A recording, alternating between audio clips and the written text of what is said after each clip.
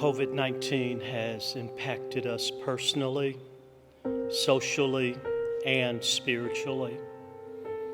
It has separated us from each other. It has restricted our movement. Churches, which are supposed to be a place of life, have become a major source of COVID transmission. And this has changed the way we do church. COVID has interrupted our ability to fellowship, but it cannot stop us from being the church. Because to be the church is to be who Jesus called us to be for more than just several hours on Sunday. We are fortunate to live in an age of technology where this virus has not stopped the gospel, but like the virus, this gospel has spread. Through mediums like this, more people have access to sound Bible teaching. But while more people are watching, my concern is, how well are we practicing our Christianity? And what does worship look like? There's a feel and an energy to worship that comes from worshiping together. What does worship look like outside of being together? We are distant from so many of the people that we love. And for some, not being in this environment for worship also makes them feel distant from the Lord. Psalms 137 addresses the dilemma of worship and feeling distant from the Lord.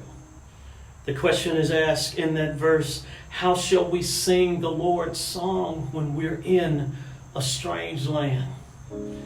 And these are some strange times that we live in. And so for many, the practice of worship almost doesn't feel genuine. But if we look in the book of Jonah, we actually see how we can worship in strange places during strange times. We know the story of Jonah. He was 3 days and 3 nights in the belly of the fish, and then he was spit out. That's what we learned in Sunday school. But for Jonah, he didn't know it would only be 3 days. Because in all actuality, Jonah thought that it was the end of his days. Jonah hadn't heard a testimony of someone who had been swallowed by a fish and then been spit out. He didn't have a hope of the deliverance, from the situation by the Lord. For Jonah, there was no real escape. And so it was worship that played a critical role for Jonah's existence inside the belly of that fish. Now, if we look carefully in chapter 2 of Jonah, we can actually see the depths of what Jonah experienced. And we'll be moved by how Jonah felt as he sat in the stomach of that fish. He says that he was wrapped in seaweed. And you can only imagine that being in that stomach where the acids dissolve food, that those acids were peeling off the outer layer of Jonah's skin. Jonah felt isolated, and he was without hope. Jonah was slipping into a depression. He sunk as low as he felt he could go. Actually, he says, I sunk to the very root of the mountains. And he describes where he is as being in the belly of hell. And then Jonah was afraid. He was afraid because he was dying. He says that the waters were overwhelming him to take his life. And he says, I felt my life ebbing away. And so would he die by drowning? Would the acids eat him up? Or would he maybe even die inside of a stomach, starve to death? Jonah was angry. He was angry because his bad decisions had actually gotten him into this strange place.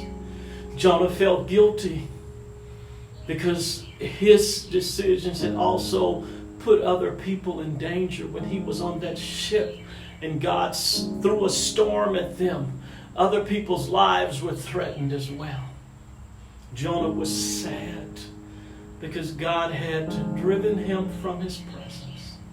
And Jonah said, I heard earth's bars close and lock behind me. And now as we are confined in the midst of this once-in-a-century global pandemic, for some, the emotions and the stresses that Jonah experienced while he was bound up in that fish, they run parallel to the uncertainty and to the extremes that we have of living during COVID. We have anxiety that's been brought on by the news and the various contradictory reports. There's fear for our own health, and that fear is then multiplied if we begin to exhibit symptoms. There's worry about the people that we love. And then we're confused about things like school and going out into public and keeping our children safe. There's uncertainty about employment, and what about our retirement monies and housing security and even financial relief. There's concern about groceries, putting them on the table, and protective supplies.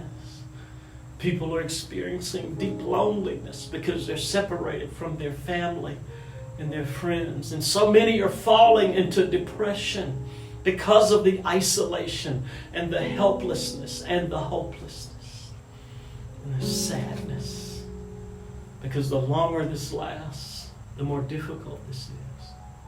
And then let's just take a moment and talk about those who tested positive for COVID. Some of them are not just in fear of their life, but they're also angry, and they're experiencing resentment because they've been exposed in some cases by someone else's negligence. But then maybe you were the one who exposed someone in that area. There's some who are feeling guilt. But then not to mention also the grief. People are experiencing grief because there's so many have lost loved ones. But then there's also the grief of being black in America during this time. Because if you're black, you're more likely to be unemployed. If you're black, you're more likely to contract COVID. If you're black, you're more likely to die of COVID. And if you're black, you're more likely to be killed by those who were sworn to protect and serve us. We are living in strange times. Almost as strange as living in a fish's belly. And the question is, how can we sing in this strange land? I told you at the beginning that worship played a critical role for Jonah's existence inside that fish's belly. Well, now it's time for us to take a look at what Jonah did. The first thing he did, verse 7, it says that he remembered the Lord. As horrible as his environment was, he made the decision to focus on the Lord more than the strange place that he was in.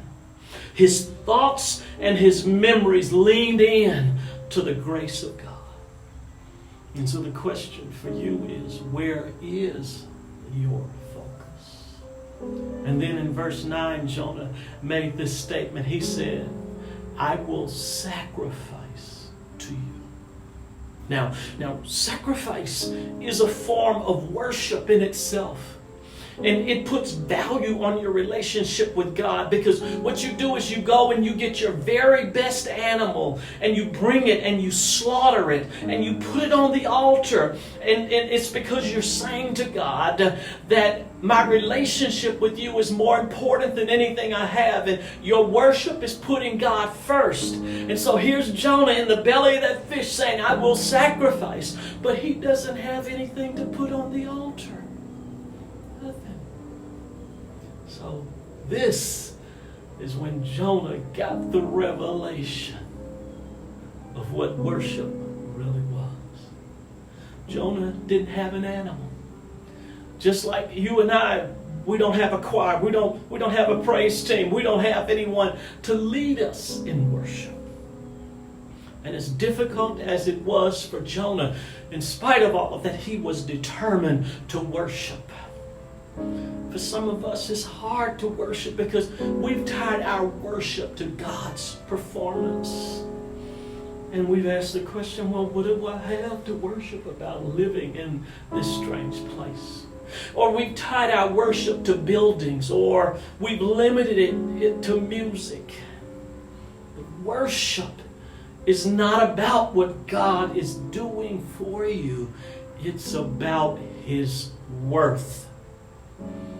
And just like Jonah, we don't really have anything to give to God. But I want you to see what it was that Jonah did sacrifice.